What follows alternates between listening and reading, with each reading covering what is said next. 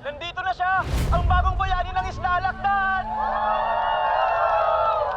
Kumpirmado na po. Opisyal na nga pong nag-file ng kanyang kandidatura sa pagka-presidente ang tinaguriang bayani ng Isla Alakdan, si Senator William Romero.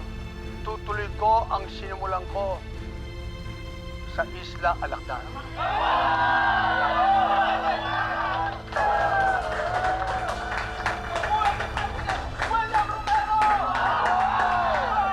Lodi ko talaga yan si Senator. Manloloko yan. Nagpapanggap lang. Ano? Paano mo nasabi? Naki-encounter ko si Elias sa Isla Alakdan. Nung pumasok kami ni Senator, halos wala ng kalaban. Senator! Senator, sandali! Delikado dito! Senator! Senator! Elias! Anong ginagawa mo dito? Yan si Black Rider.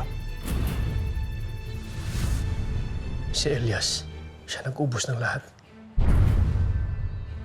Ayop talaga si Elias. Asan siya ngayon? Ba't di siya papakita?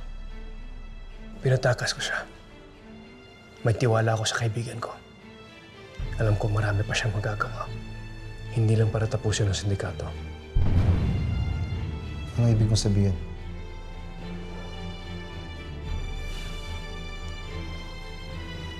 Si Elias. Siya si Black Rider.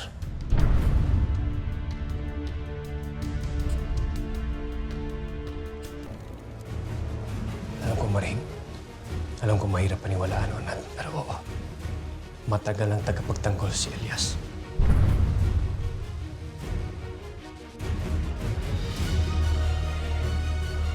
Kailangan ko siyang tulungan.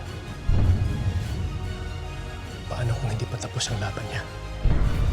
Baka simula pa lang ito sa malaking laban na parating sa kanya.